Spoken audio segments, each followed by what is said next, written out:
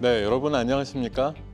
오늘 이 시간에는 2024년도 설 연휴를 맞아서 주식 보고서 비상하는 성장 섹터라는 제목으로 여러분과 함께 특집 방송으로 진행을 하게 된 김동엽입니다. 반갑습니다, 여러분. 네. 자, 올해가 2024년도입니다. 절기를 봤을 때 갑진년이라고 하지요. 발음이 조금 그렇습니다만 이걸 다시 요즘 이렇게 유행처럼 부르시더라고요. 값지게 보내자, 정말 갑진년으로 만든 값진 시간, 값진 투자 가치 이런 것들을 좀 꿈꾸는 한 해로 삼았으면 좋겠다, 이런 생각들을 많이 전하시고 계신 것 같은데요. 자, 이 시간 특집으로 진행하면서 말씀드릴 내용들을 가지고 차분하게 또 2024년도 새로운 전략에 도움이 되시는 내용들을 준비했으니까요. 같이 공부하는 시간 가져보셨으면 좋겠습니다. 자, 여러분, 2024년도 들어서 생각하고 계신 올해 주식 투자를 해가지고 수익을 좀 올려보겠다, 이렇게 생각하시는 목표가 있으신가요?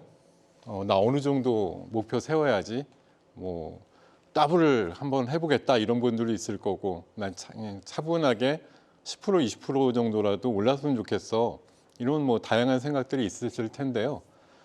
골드만삭스에서 최근에 그 올해 코스피가 최고 2,850까지도 갈 수 있다, 이렇게 주장하는 보고서가 최근에 나온 바가 있습니다.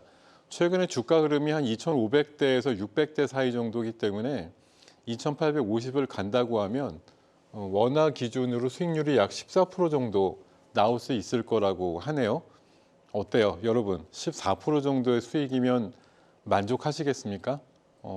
지금 기준금리 정도가 우리나라 기준으로 보면 3%대이기 때문에 14% 정도도 나쁘지 않아 이러실 테지만, 사실 주식이라고 하는 어떤 투자를 함에 있어서 목표를 그렇게 소박하게 가져가시는 분은 없는 것 같아요.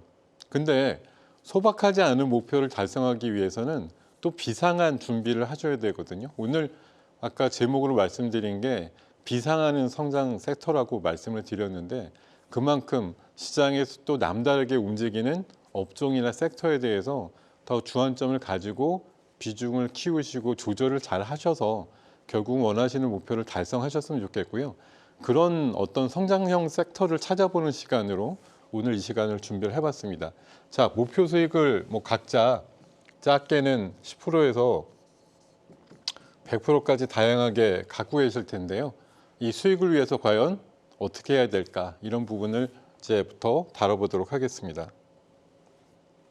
자, 지금 몇 년 동안 성장이라고 하는 이름 앞에 붙은 말이 저라는 말이 붙어 있습니다. 거의 무성장이라고 얘기를 해요.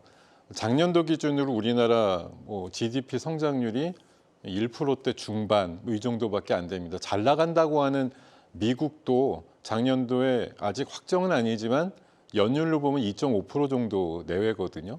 그럼 지금 1.5에서 2.5 정도, 이 정도입니다. 옛날에 중국 같은 경우 10% 성장하는 게 아주 기본이었던 상황도 있었지만, 요즘 들어서는 5%도 안 된다 그래서 너무 성장을 못 하는데 어떡하지, 이렇게 걱정하고 있는 게 사실 세상의 걱정거리 중에 하나인데요. 우리나라는 이미 저성장이라는 시대에 한가운데 놓여 있고 거의 무성장의 시대다, 이렇게 얘기를 합니다. 작년도 1.4% 정도 저성장을 했기 때문에 국가적으로 투자 내수를 같이 살려가지고 우리나라도 다시 성장의 어떤 길로 나갈 수 있었으면 좋겠다, 이런 바람들을 많이 갖고 있지만 현실은 생각보다 녹록치 않은 상황이에요. 좀 이렇게 어려운 어떤 국가적인 상황이라든지 아니면 글로벌 상황에서 보다 이 어떤 기본적인 환경을 깨우치고 치솟아 나가는 그런 업종과 섹터들이 과연 무엇이 있을까, 이런 것에서 투자 아이디어를 찾으시면 좋겠다는 말씀 드리겠고요. 자, 그렇기 때문에 이제 순환매 장세는 계속 나오는데, 제가 오늘 여러 가지 리포트들의 어떤 표제나 이런 것들 보여드릴 텐데, 성장주를 주목해라, 이렇게 얘기를 합니다. 성장이란 거. 성장이란 게 뭘까요? 자, 기업이 작년도보다 올해가 매출도 또 순이익도 조금씩이라도 늘어야 되는 거고, 해가 갈수록 회사는 덩치가 요만했던 녀석이 커지고 계속 성장을 해야 되겠죠. 이러지 못하면 흔히 말해서 우리가 어떤 종목을 사가지고 주가라는 걸 기대하고 주가 상승을 기대하면서 투자를 하기 마련인데, 사실 쪼그라들거나 매출이 또 크게 신장하지 못하는 기업들은 주가의 행보가 사실 답답하거나 아니면 오히려 내려가는 그런 국면들이 있기 때문에, 최근에 저성장 시대에 맞춰가지고 매출과 영업이익단이나 순이익단이 훨씬 드라마틱하게 좀 올라주는 그런 sek터를 찾는 것이 투자의 급선무기도 하고요. 또 이런 쪽은 성장이라고 하는 것에서 남다른 어떤 타이틀을 붙이고 있다는 걸 꼭 기억을 하셨으면 좋겠습니다.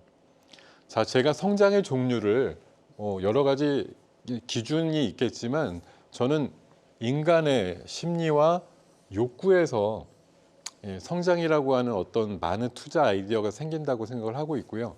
또 한 가지는 우리를 둘러싼 정책과 환경이 성장을 또 이끄는 부분도 있다고 생각을 하거든요. 이 두 가지를 좀 간단하게 설명을 드리고자 하는데요. 자, 방금 말씀드린 대로 인간의 욕구. 자, 우리가 뭐 태어나서 성장하면서 삶을 어떤 라이프 사이클별로 사는 데 있어 가지고 기본적으로 갖고 있는 욕구들이 있습니다. 사람이기 때문에 뭐 보다 잘 살고 싶거나 아니면 오래 살고 싶거나, 또 오래 사는데 그냥 뭐 아무것도 없이 오래 살 수는 없잖아요. 경제적인 어떤 백그라운드를 좀 마련을 해야겠다. 아니면 또 기분 좋게 가급적 내가 사는 24시간 하루 중에 즐거움을 같이 하고 싶다. 또 젊음을 되찾고 싶다. 노년층이신 분들은 그런 꿈도 있으실 거고요. 제가 몇 가지 간단하게 좀 분류를 해봤어요. 의식주라고 하는 아주 기본적인 욕구가 있기 때문에 이런 것들이 증권시장에 녹아있는 섹터들이 당연히 패션, 그리고 뭐 식음료 관련된 부분, 또 건축 부분, 이거 스테디한 아주 테마이자 업종이거든요. 사실 인간이 의식주라는 건 아주 기본적인 욕구이기 때문에 이런 업종들은 뭐 없어지지는 않죠. 우리가 옷을 안 입고 살거나 뭐 집 없이 살거나 아무것도 먹지 않고 사는 그런 상황은 아니기 때문에, 이런 것들은 아주 기본적으로 증권시장에 존재하는 기본 업종이자 섹터라고 볼 수가 있겠고요. 자, 조금 우리가 얼마 전에 팬데믹 겪으면서는 사실 이게 이러다가 나 이거 잘못되는 거 아니야, 이런 두려움도 좀 있으셨는데, 이제 엔데믹이 돼가지고 그런 것들이 좀 벗어나고 나니까 이제 나 조금 좀 갖춰야겠다. 밖에 나가는 활동도 많아지니까 그런 거에 있어서 신경 좀 써야겠어. 건강과 미용 쪽에 또 관심을 두게 됩니다. 또 평소에 관리도 잘 해가지고 오래 살아야겠다. 인간의 본연적인 욕구니까요. 바이오라든가 화장, 미용기기 쪽에 있어서 또 다른 어떤 진화적인 개혁적인 어떤 상황들과 제품들, 디바이스들이 나오는 상황들이 되는 거고요. 자, 행복 추구. 기본적으로 나 먹고 살만하다 이러면 그 다음에는 기쁨과 즐거움을 추구하게 돼 있거든요. 그러다 보니까 여행, 또 각종 콘텐츠, 요즘 밑에도 있습니다만 XR 기계 같은 거 나와가지고 어디 멀리 가지 않아도 체험할 수 있는 그런 상황들 같은 것들을 만들 수 있잖아요. 행복과 관련된 욕구에 대한 거고, 또 인간은 본연의 또 욕구 중에 정복의 욕구가 있습니다. 그러다 보니까 우리나라뿐만 아니라 우리 지구가 좁다, 이런 얘기들 많이 하시다 보니까, 자, 새로운 행성으로서의 어떤 도전, 저기 과연 뭐가 있을까 하는 것들에 대한 도전 같은 것들이 있고요. 요즘 불편한 얘기지만 방산 쪽도 사실은 우리를 지키기도 해야 되고, 또 옛날로 치면은 옆에 나라 마음에 안 들면 가서 혼도 내야 되고 이런 상황들 같은 것들이 있단 말이에요. 그래서 방산도 사실 불편하지만 엄연히 우리 주변에 있는 투자 아이디어 중에 하나예요. 최근에 우크라이나 쪽이라든가 이런 거 관련해서 상당히 좀 불편한 얘기들, 그리고 이스라엘 쪽에도 마찬가지였고요. 이런 얘기들 나오는 것들이 방산과 관련돼서 굉장히 많은 이슈들을 좀 끄집어내는 부분도 있었죠. 예, 그리고 에너지 관련해서도 뭐 석유라든가 가스의 시대에서 원전을 또 한창 쓰던 시대가 있었습니다만 이마저도 이제 탄소 중립이라든가 이런 상황에 맞춰 보거나 원유가 뭐 계속 비싸지거나 이럴 때 다른 부분이 필요하다 이래가지고 뭐 신재생 쪽, 뭐 태양광과 풍력으로 에너지원을 돌린다든지 요즘 또 한창 핫한 부분이 핵융합, 예, 핵융합 쪽 섹터도 굉장히 조명을 받고 있는 부분이거든요. 이런 부분들. 그리고 혁신, 계속 뭐 지금 1차, 2차, 3차, 4차까지 산업혁명이 계속 일어나면서 예, 사람의 어떤 삶의 질 자체가 계속 달라지죠. 레벨 자체가. 그런 부분에 있어서 올해 들어서 가장 화두가 되고 있는 거는 이제 AI, 그리고 로봇, 뭐 XR, 또 자율주행 이런 부분들 같은 것들이 인간의 욕구에서 탄생되는 증권 투자 관련된 아이디어의 어떤 모음들이다 이렇게 볼 수가 있겠고요. 자, 정책이라는 말씀 드리는데 정책하고 성장하고 무슨 상관이 있지 이렇게 생각하실 수도 있겠습니다만 어쨌든 시장에서 지금 처하고 있는 상황들을 뭔가 일깨워 가지고 이 정도 갖고는 안 되지 훨씬 더 잘 될 수 있는 기업이거나 주가인데 지금 정도에서 머무르면 안 된다라고 옆에서 바람을 넣어주는 그런 현상들도 성장의 한 가지 종류라고 저는 생각을 해서요. 이번에 우리나라나 또 미국 같은 경우도 뭐 총선 대선의 이벤트가 있습니다만 관련해서 지수라든가 주가의 상승을 위한 어떤 여러 가지 정책적인 사항들이 만들어지고 있습니다. 뭐 세금 부분도 있고요. 얼마 전에 이제 우리나라 디스카운트 해결 이슈 이런 것들까지도 나오면서 기업들이 지금보다는 훨씬 더 좋아져야 된다. 시가총액상으로 좀 커져야 된다라고 하는 정책적인 성장을 만드는 어떤 섹터들도 분명히 있고요. 또 아까 일맥상통하는 부분이지만 탄소 중립이라고 하는 지금 이산화탄소가 너무 심해지고 공해가 유발돼서 오존층이 뚫린다. 그러면 지금 태양열 같은 것들이 바로 지구상에 쬐어지면서 빙하도 녹고 뭐 해수면 온도도 올라가면서 여러 가지 이상 기온들이 만들어집니다. 작년 여름에 그 엄청난 뭐 비와 태풍 이런 것들도 심했는데요. 올여름에도 더 심해질 거라는 얘기들이 나오거든요. 지금 우리 주변의 환경이 아주 어렵고 정말 뭐 무섭다 할 정도의 어떤 환경적인 재앙을 앞두고 있다 보니까 이러면 안 돼. 여기에서 더 방치해 놓으면 안 된다. 어떻게든 이산화탄소를 줄여야 된다. 이런 이제 절박감이 있다 보니까 여기서 탄생하는 각종의 테마들이 있죠. 그리고 우리나라가 정말 심각한데요. 인구의 소멸과 관련된 이슈들이 최근에 엄청나게 자주 등장을 합니다. 현재만 5천만 정도 되는 우리 인구가 한 30년, 50년 지나면 3천만 시대 그 이하로도 될 수 있다라고 얘기를 하면서 OECD 국가 중에서 가장 먼저 인구가 소멸되는 그런 나라로 지목되고 있는 게 우리나라 현실이란 말이죠. 그러다 보니까 이런 부분을 타개하기 위한 각종 대책들이나 또 식량 안보 이런 것들 전 세계적으로 좀 유행해요. 인구가 또 어느 쪽에 굉장히 늘어나는 나라들도 있어서 기아 사태들 또 전쟁으로 인한 뭐 곡물가의 상승 이런 부분들이 또 유발되면서 나오는 현상들 그리고 테마들이 또 만들어지고 있습니다. 그리고 전 세계는 어떻게든 개발을 계속 하려고 하죠. 그러다 보니까 전력이라든가 뭐 도로라든가 항만, 기본적인 철도 이런 부분에 있어서의 인프라 확충과 관련된 이런 테마들도 여전히 좀 살아 있는 것이고요. 하여튼 뭐 이런 부분들 다양하게 성장과 관련된 섹터들 많이 나열을 할 수가 있겠는데 자 그럼 올해는 이 많은 섹터들이 뭐 다 골고루 올라가면 좋겠지만 항상 집중되는 섹터들이 있단 말이죠. 거기서 가장 엑기스가 되는 이런 분야들을 골라서 거기에 집중하시는 것이 좋겠다고 말씀을 드릴 수가 있겠고요. 자, 과연 올해는 2024년도 이 갑진년에 한해 어떤 것들을 투자해야 내 계좌와 잔고가 더욱더 값지게 될 것인가 하는 부분을 지금부터 좀 같이 알아볼까 합니다.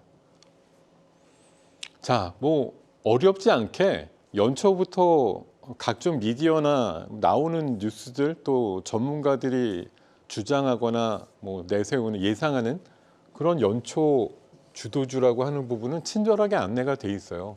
반도체, AI, 바이오 뭐 이렇게 얘기를 하기도 하고요.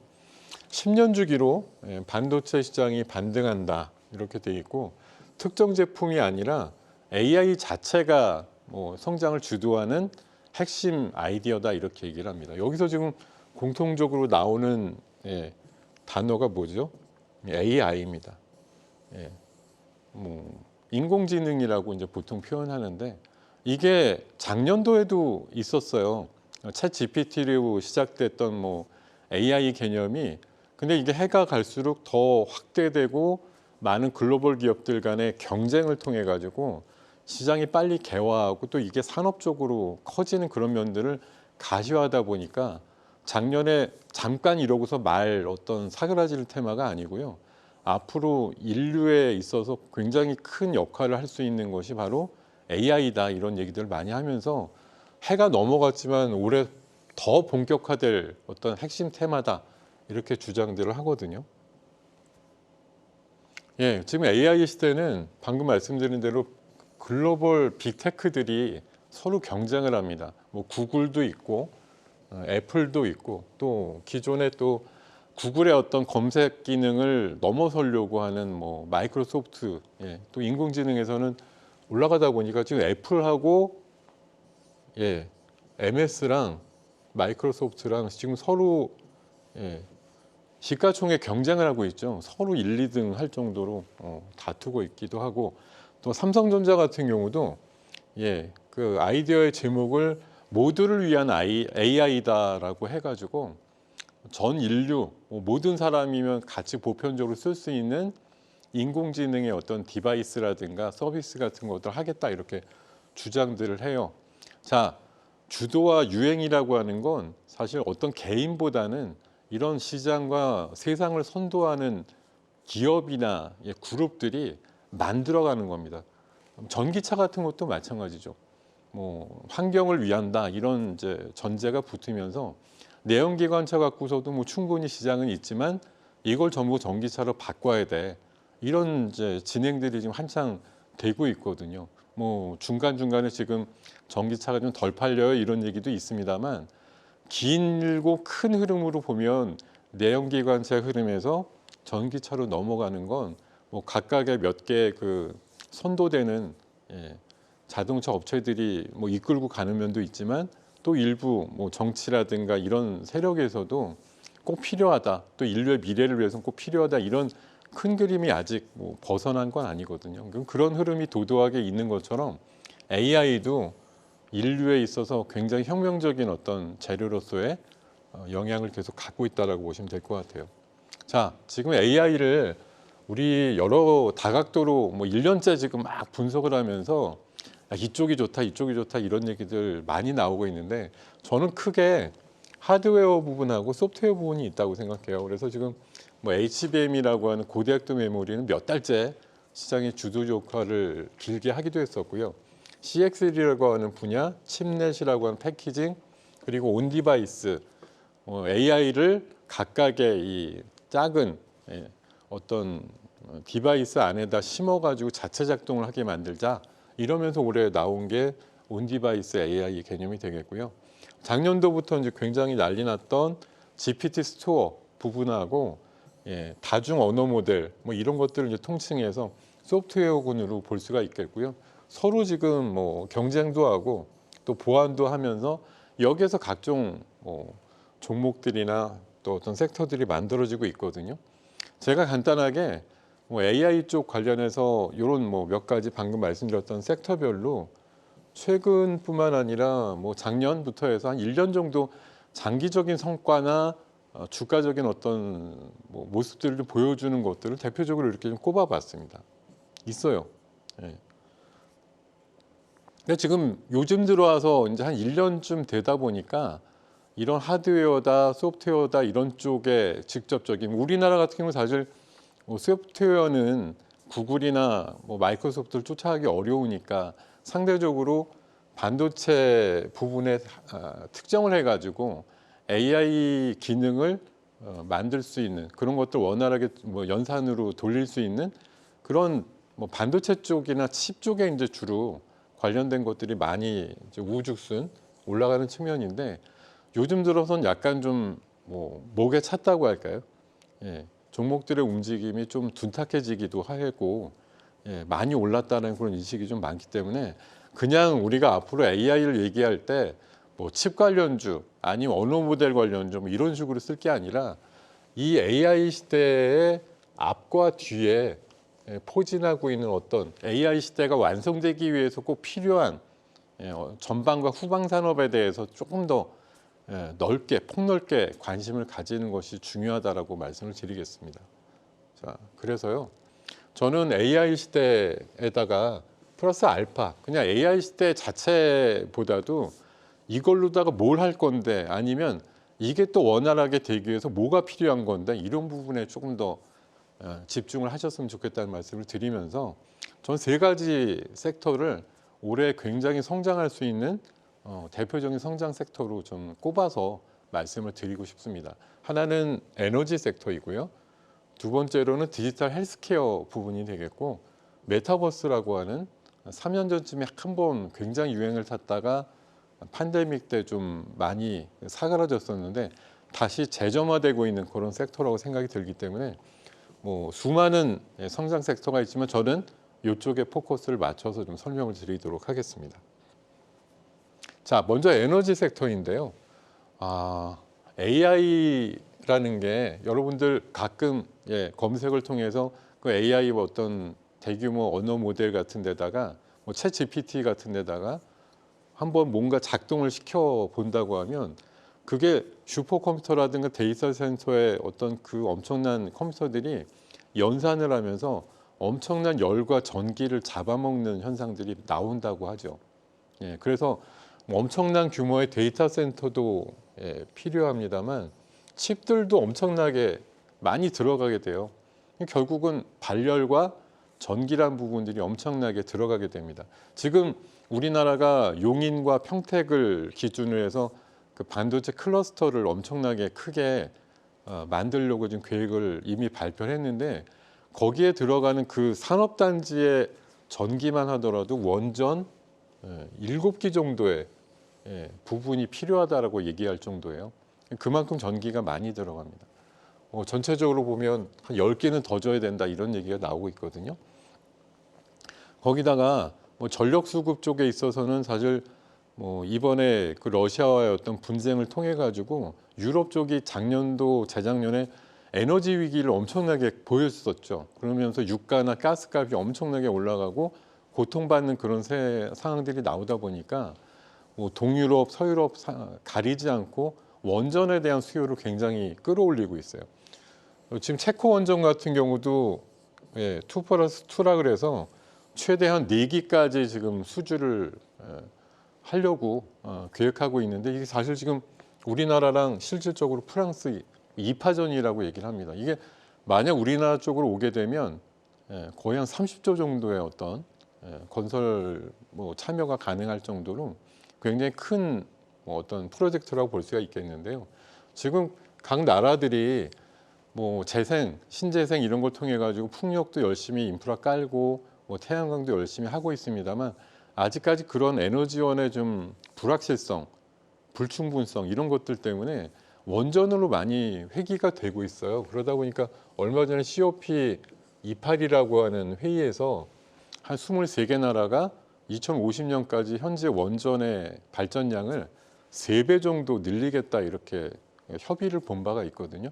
우리나라 같은 경우도 일단은 급한 대로 11차 전력 수급 계획에 원전의 추가 건설이라든가 이런 부분이 아마 담길 걸로 곧 발표가 될 걸로 알고 있는데요. 하여튼 원전 부분을 포함해서 많은 에너지가 실제 AI 시대를 커버하기 위해서는 꼭 필요하다라는 거죠.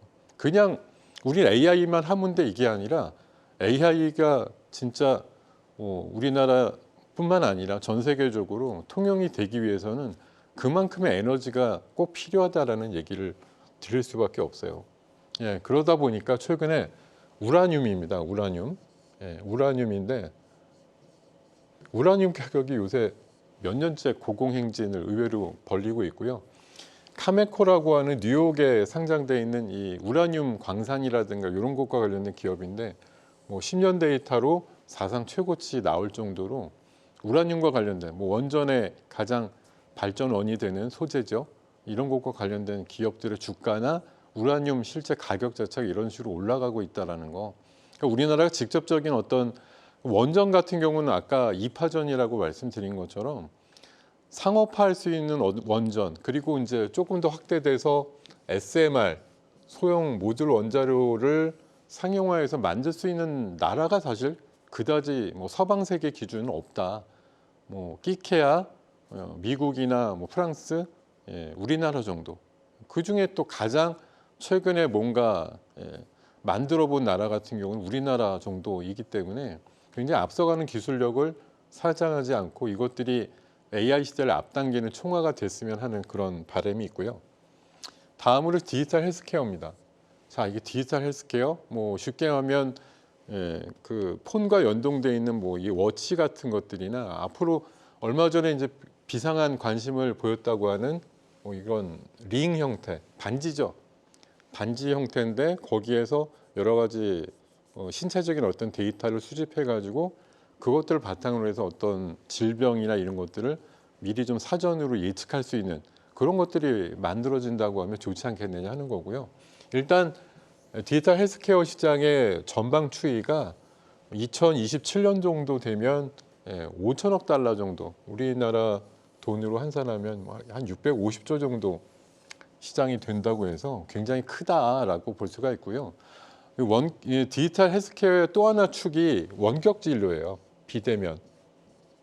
예. 자, 지금 코로나 때 잠깐 반짝했다가 다시 좀 후퇴하나 싶었는데 얼마 전에 또 동력이 좀 살아나가지고 비대면 진료에 대한 어떤 뭐 제한을 좀 풀어주시겠다 이렇게 얘기하는 정책적인 뭐 멘트도 좀 있었습니다만 비대면과 관련된 시장도 앞으로 커질 수밖에 없다 이렇게 보이기 때문에 그리고 디지털 헬스케어의 가장 큰 장점은 방금도 말씀드렸듯이 치료가 우선이 아니에요. 치료가 아니고 예방이 우선입니다.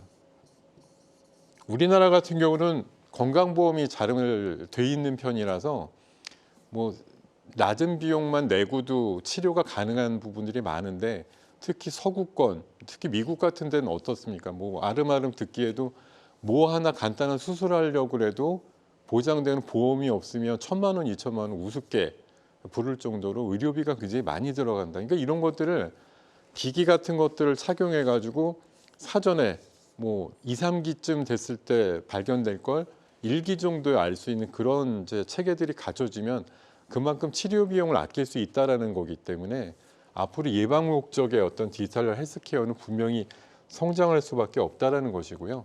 뭐 비대면 진료의 혁신 부분들을 좀 강조하고 있고 아마 빠르면 상반기 끝날 때쯤이나 하반기쯤에는 나올 수도 있는 이 갤럭시 링이라고 하는 어떤 반지 형태의 어떤 이 헬스케어 디바이스 같은 경우도 세상에 관심을 많이 끌고 있는 부분이에요. 헬스케어의 절대 반지가 될 수 있다라고 생각을 하기 때문에 이런 것과 연관돼 있는 헬스케어 관련주들 이런 것들 좀 주목하시는 것이 좋을 것 같고요.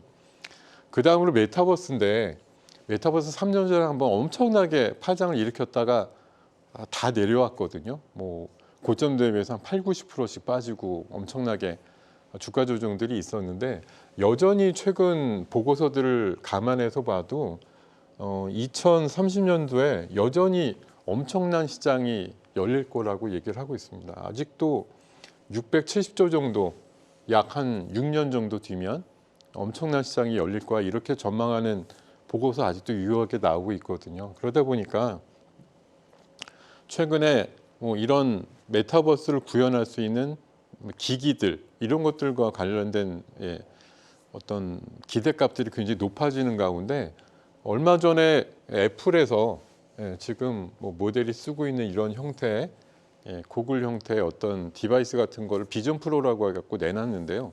물론 이제 비싸요. 뭐 가장 낮은 성능을 가진 기기가 한 400만 원대 중후반 정도이기 때문에 와, 이 비싼 걸 누가 쓰지라고 하는데도 예약 판매 며칠 만에 한 20만 대 정도 예약이 됐다 그래갖고 뭐 중국 같은 데서는 웃돈에 팔리기도 한다 이런 얘기가 있어서 나름대로 평가를 좀 받고 있는 모델인데 얘네만 애플만 지금 독점으로 하느냐? 아니죠. 메타는 이미 버전이 한 3번이나 진화될 정도로 퀘스트라고 하는 그런 비싼 형태의 폼팩터를 만들었고요. 삼성 같은 경우도 AR 글래스나 XR 기기 쪽에 하반기쯤에 출시설 이런 것들이 꾸준하게 나오고 있기 때문에 역시 아까 마찬가지입니다. 글로벌 선도 업체들이 메타버스라고 하는 대전제를 깔고 이것을 구현할 수 있는 디바이스들을 계속 시장에다 던지고 있다는 거죠. 그러면 유행을 선도하는 또 얼리 어댑터들이 써보고 나서 야, 이거 괜찮아라고 입소문이 나면 그 다음 레벨의 수요층까지 이런 것들이 확산될 수 있다고 보는 거고요.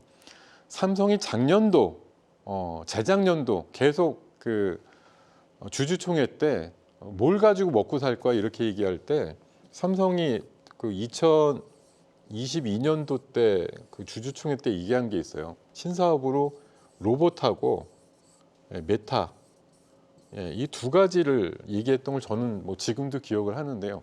뭐 작년 같은 경우에 로봇은 어찌됐든 또 뭐 일부 인수와 함께 큰 시장을 좀 선도하는 그런 움직임이 나왔는데 메타버스 쪽도 하반기 정도에 새로운 어떤 디바이스를 내놓으면서 이런 시장에 좀 뛰어들겠다 이런 것들을 결연하게 지금 얘기를 하고 있기 때문에 요것과 관련된 시장이 분명히 크게 열릴 거다. 그리고 메타버스라고 하는 3년 전에 한번 유행했던 분야들이 다시 올라갈 거다. 그리고 한정된 어떤 자료 때문에 지금 다 보여드리지 못하지만 3년 전에 그 많이 올랐다가 최근에 한 80% 이상 빠졌던 종목들이 바닥에서는 또 50%, 80%씩 올랐어요. 최근에 살살 오르고 있는 그런 종목들도 많기 때문에요. 이런 것들까지 포함해서 보면은 뭐 에너지, 디지털 헬스케어, 메타버스 이렇게 골고루 봤을 때 제가 가장 좀 대표적인 기업들 몇 가지만 말씀을 드립니다. 두산 에너빌리티 같이 SMR 쪽에 가장 뭐 앞선 기술 갖고 있다. 그리고 우진엔텍 상장된 지 얼마 안 됐는데요. 체코 원전 수주 관련해서 가장 좀 수혜를 볼 수 있는 종목으로 좀 부각이 되고 있고요. 그리고 이런 플렉서블 기판 만드는 회사들도 이런 링이라든가 워치 형태처럼 약간 곡선형 이런 거에 들어가는 기판류 만든다 그래서 굉장히 조명받고 있고 또 이런 카메라 모듈이라든가 또 검사 장비 여기 다 써놓지는 않았습니다. 뭐 하이비전 같은 경우도 요즘 관심을 좀 받고 있기도 하고 나무가 뭐 이런 또 카메라 모듈주들도 관심이 큽니다. 그리고 메타버스 쪽으로는 더구전자나 스코넥 또 뉴플렉스 같은 이런 또 종목들이 관심주로서 부각이 되고 있거든요. 그래서 이게 한번 관심을 받고 와 그러다가 한번 또 주저앉습니다. 근데 좀 지나면 또 다른 경쟁사가 이번에 그 챗 GPT를 뭐 사이에 두고서 구글하고 마이크로소프트가 서로 경쟁적으로 버전이 높아지는 어떤 산출물들을 내놓으면서 경쟁할 때 우리나라 관련주들도 많이 붐업이 돼서 올라가는 것과 유사해요. 앞으로 많은 글로벌 업체들이 XR이라든가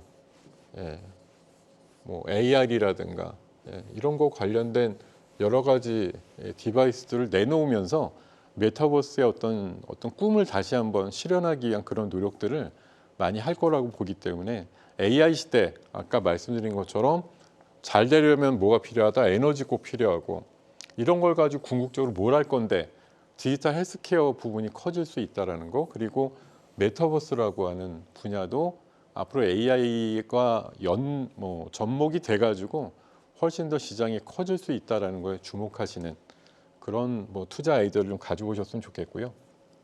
또 한 가지는 아까 이제 인간의 욕구에 의해서 만들어지는 성장형 섹터를 방금 이제 알아봤고요. 다음으로는 정책적인 어떤 배경에서 또 성장이 이루어진다라고 좀 생각을 해서 얼마 전부터 갑자기 시장에 이제 큰 이슈화가 되고 있는 부분이 주주환원이라든가 지배 구조라든가 이런 걸 개선함으로써 현재 이 정도 레벨에 있는 기업의 어떤 가치나 주가를 한 번 더 퀀텀 점프를 시켜보자라고 하는 그런 프로그램들이 이제 빠르면 이달 하순 정도에 나온다고 얘기를 하고 있어서 이게 이제 기업 밸류업 프로그램이라고 가칭 붙었는데요. 이렇게 되니까 최근에 그동안 사실 수년 동안 움직이지 않았던 그런 섹터들, 대표적으로 이제 금융주 같은 것들이죠. 다시 한번 조명을 받으면서 세게 올라가는 그런 상황들이 만들어졌고, 지금 이게 시대적으로 꼭 필요하다고 생각되는 게 얼마 전 행동주의 펀드에서 국민연금에다 제안을 한 부분인데요. 자, 이름으로써 우리 코리안 디스카운트가 해소되고 국민연금에서 우리나라 국내 기업 주식에 들어간 약 140조 정도 되는 부분이 훨씬 가치를 인정받아서 주가가 올라가게 될 경우에 1인당 국민들이 받을 수 있는 국민연금의 총량이 1000에서 한 1500까지 늘어날 수 있다라고 계산을 해서 제안을 했다 그래요. 지금 국민연금 고갈을 빨리 될까 봐 걱정하고 있는 상황에서는 이런 식으로 재원이 마련된다고 하는 가능성은 충분히 매력적인 어떤 정책적인 어필이 가능한 거죠. 그러다 보니까 최근에 굉장히 의지를 갖고 이 코리아 디스카운트를 해소하기 위한 방침들 이런 것들이 많이 좀 제시가 되고 있습니다. 자, 이거 지금 참고되는 부분이 사실 일본이거든요. 일본은 재작년 6월부터 이런 것들 실행을 해가지고 유사합니다. 지금 우리나라가 만드는 프로그램의 어떤 전신이라고 볼 수가 있겠는데 관련해서 일본 기업들의 3개년 사이에 어떤 그 주요 기업들의 PBR의 변화를 보면 작게는 30%에서 1.0, 2배 정도 늘 때까지 PBR이 많이 개선이 됐다, 올랐다 이런 이제 보고서들이 나와 있기도 하고요. PBR 1배가 안 됐던 애들이 1배 이상으로 탈피하게 된다는 건 사실 너무 당연한 얘기지만 그만큼 주가가 올랐다는 얘기예요. 이게 장부 가치 대비해서 시가총액이 얼마 안 됐다, 0.2다, 0.5다, 이 정도 수준밖에 안 됐던 녀석들이 옆에서 그야말로 뻥뿌지를 해준 거죠. 너네 왜 이 정도밖에 안 되는데 도대체 주주들한테 무슨 짓을 하고 있는 거야? 이런 거죠. 그러다 보니까 주주들을 위해서 진정한 어떤 대책을 내놓음으로써 너네들의 어떤 가치도 올리고 이 너네들의 주식을 갖고 있는 주주들한테도 기쁨을 줘라 이런 거죠. 꼭 먹고 알 먹고 이런 분위기입니다. 그래서 다양한 정책적인 어떤 푸시와 또 당근책들 같은 것들이 이제 제기가 되고 있거든요.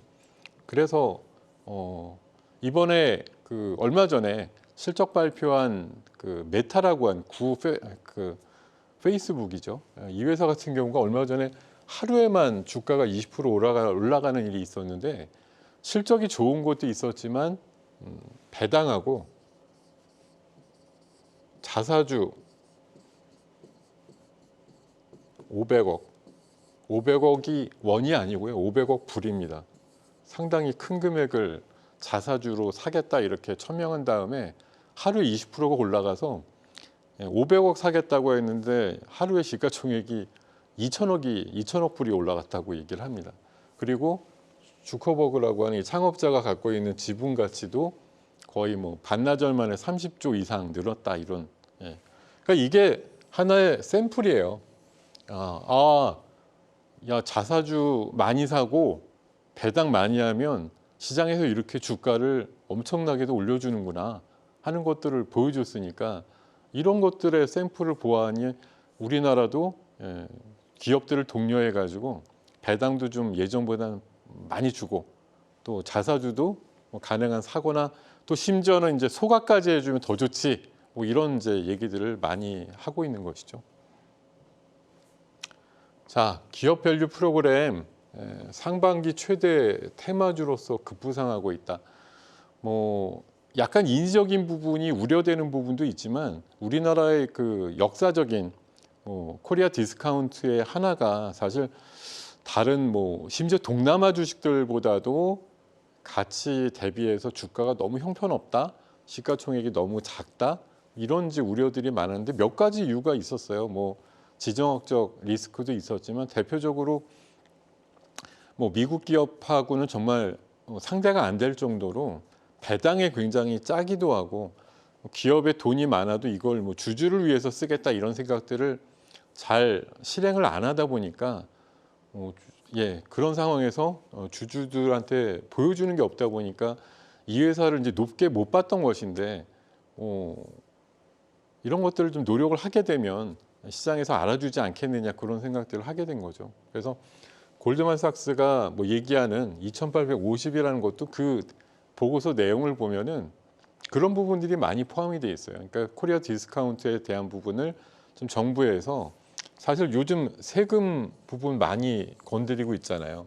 뭐 양도세 이슈, 뭐 금투세 이슈 이런 것들 많이 건들면서 증권시장에서 어떻게든 투자를 해서 여러분들의 부를 좀 늘려보세요 이런 것들 많이 지금 독려하고 있는 상황에서 기업들의 가치를 약간 좀 인위적이지만 정부에서 어느 정도 붐업을 시켜주겠다는 것도 사실 어떻게 보면 뭐 시장에 참여하는 분들한테는 큰 기회다 저는 이렇게 생각을 하고 있습니다.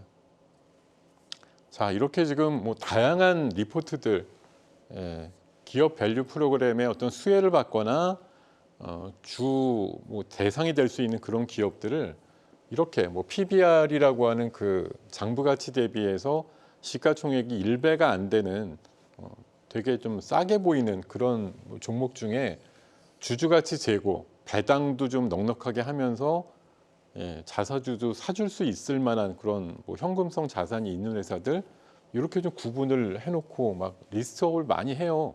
요즘 은행주도 다수 포진돼 있고 증권주, 뭐 보험주 같은 금융주들이 일단 전면에 나서고 있고요. 그 다음에 뭐 현대기아차 같은 그런 실적 좋은데 뭐 PR이나 이런 것들이 뭐 4배, 5배밖에 안 되는 그런 저평가 종목들 그리고 또 일부 지주사들 뭐 이런 회사들까지도 많이 망라가 되어 있습니다. 자, 제가 뭐 지금 가장 이제 큰 부류로 보면 금융주 쪽하고 자동차 실적 대비해서 많이 싼 군입니다. 지주회사 그리고 철강 쪽 관련해서 이런 대표적인 종목들이 실제 뭐 최근에 움직임이 좋지만 저는 이게 다가 아니고요. 여러분들 2004년도에서 7년도 때 약 3년 정도 동안 지주회사가 그때 기업 개혁 프로그램 하면서 10배 이상 올라갔던 종목들이 상당히 많거든요. 그런 것들을 재현될 수 있다라고 한번 희망을 가져보셔도 좋을 것 같고요. 특히 방금 말씀드린 어떤 장표에서 현대기아차에 대해서 제가 뭐 빨간색으로 좀 표시를 해놨는데 자, 호실적입니다. PBR도 낮아요. 뭐 현대차 같은 경우 한 0.59에서 요새 조금 올랐으니까 한 0.7까지 볼 수 있겠지만 1배는 아직까지도 많이 모자라다 이런 생각이 들기 때문에 현대기아차 같은 경우 사실 이번에 영업이익률도 테슬라보다 높기도 했었고 절대 순이익도 테슬라보다 더 잘 나왔는데 합쳐서 이 두 회사 합쳐서 현대기아차 아직 100조가 안 되잖아요. 근데 테슬라 같은 경우는 뭐 900조, 1000조 막 이러니까 훨씬 더 잘 버는데 왜 시가총액은 10분의 1밖에 안 되지? 이런 것들에 대한 의문점들이 이번 어떤 밸류업 프로그램을 통해 가지고 좀 해소될 수 있는 부분들이 분명히 있다. 그래서 얼마 전에 조금 발빠른 기사는 이런 식으로 만약 저평가가 해소된다고 하면 삼성전자나 현대차도 2배 갈 수 있어 이렇게 또 주장하는 그런 조금은 섣부른 기사까지도 나오는 게 현실인 것 같습니다. 자, 그리고 제가 오늘 주식 보고서 리포트를 통해 가지고 성장이라는 키워드가 붙어 있는 것들을 좀 잠깐 조망을 해보려고 하는데 자, 여러분들 리포트에 어렵지 않아요. 성장이라고 하는 키워드가 달려있는 그런 제목이 달린 리포트를 한번 여러분들이 어렵지 않게 찾으실 수 있단 말이죠. 근데 성장이라고 하는 것들이 결국 꿈이에요. 해가 지나면 몇 해가 지나면 훨씬 더 커질 수 있습니다라는 걸 주장할 수 있는 그런 내용들을 많이 담고 있는데 실제 이런 것들이 주가에 어떻게 실제 도움이 됐을까 하는 부분을 한번 전부는 아니지만 몇 가지 사례를 갖고 한번 볼까요? 이거 작년 7월 달 리포트입니다. LS예요. 확실한 성장 엔진을 달았다. 이렇게 7월 20일 날 나온 리포트인데 7월 26일까지 불과 3일 동안 이 주가가 여기 이 리포트 나오던 날 8만 5천 원이었는데요. 예, 이게 불과 3, 4일, 4, 5일 올라서 15만 원까지 갔습니다. 예, 불과 3, 4일 만에 만들어진 가격이에요. 그리고 다시 이제 쭉 내려왔다가 최근에 다시 LS가 지주회사 중에 PBR 낮은 회사, 견실한 회사 이렇게 또 되면서 뭐 7만 원대에서 다시 10만 원대 올라가는 그런 상황들이 만들어졌거든요. 자, 가장 좋은 건 기본적으로 아까 말씀드렸듯이 그냥 자산 가치만 있어 이래 갖고선 안 가요. 돈을 벌어야 됩니다. 그걸 가지고 주주들과 나눌 수 있는 부분들이 분명히 있어야 되거든요. 그래서 이런 전력 인프라에 어떤 해당되는 그룹 자체가 원래 전력 인프라에 뭐 특화되어 있는 그룹이고 북미 변압기라든가 이런 쪽이 뭐 3, 4년째 호황을 가지다 보니까 돈을 엄청나게 벌어서 이것들을 어떻게 활용할 거냐. 주주를 위할 수 있다고 하면 주가는 지금보다 좋은 레벨이 될 거다. 자, 삼성 바이오로직스도 마찬가지로 이거 작년 7월에 나온 리포트인데요. 이거 나오고 나서 최근에 흐름이 86만 원대까지 크게 올랐습니다. 7월보다는 훨씬 이제 좋은 위치인데 이것도 제목이 안정적인 본업의 성장 이렇게 제목이 달렸었거든요.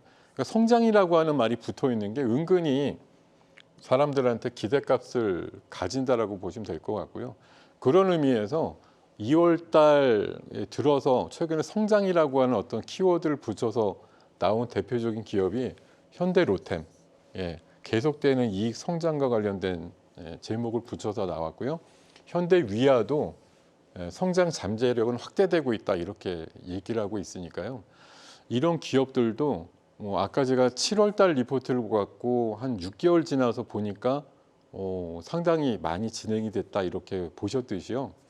성장이라고 하는 어떤 기본 무기를 갖고 있는 기업들은 분명히 지금보다 나아질 수 있다는 관점에서 보면 성장이라고 하는 그 말 자체 키워드의 힘이 대단하다라는 걸 아실 수가 있고요. 앞으로 공부하시면서 성장한다.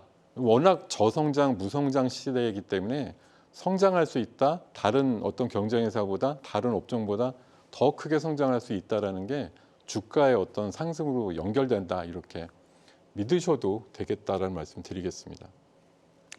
자, 제가 지금 이걸 녹화하는 시간 날짜가 조금 그 연휴보다는 일찍이라서 사실 최근에 굉장히 화제가 되고 있는 아시안컵이 그 끝을 못 보고서 말씀을 드릴 수밖에 없긴 한데, 자, 최근에 화제가 됐던 우리나라 대표팀의 투혼, 다들 기억을 하실 거예요.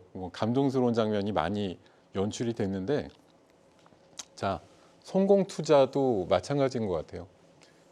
우리 대표팀의 64년 동안 우승을 못했던 것에 대한 한을 푼다, 간절하다 이런 것들이 그 기적적인 결과를 만들고 있거든요. 마찬가지입니다. 여러분들도 투자의 함에 있어서 그냥 이만하면 됐지 이런 게 아니고요. 정말 내가 귀한 나의 어떤 돈을 가지고 투자를 해서 어느 정도 성과를 올리겠어라고 하는 게 아무 노력이나 간절함 없이 이루어지진 않는다고 저는 생각을 하기 때문에요.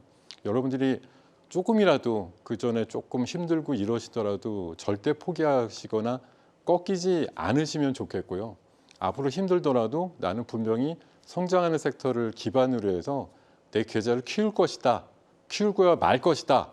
이런 간절함을 가지시고 공부를 하시고 또 그거에 맞춰서 발굴된 종목이 있으시면 과감하게 실행을 하시는 것이 투자에 큰 이로움이 될 것이다. 이렇게 말씀을 드리면서 오늘 특집으로 준비한 주식을 보고서를 통해서 리포트를 통해서 알 수 있는 비상하는 2024년도 유망 섹터를 말씀을 드린 시간 이렇게 마무리하도록 하겠습니다. 여러분 감사합니다.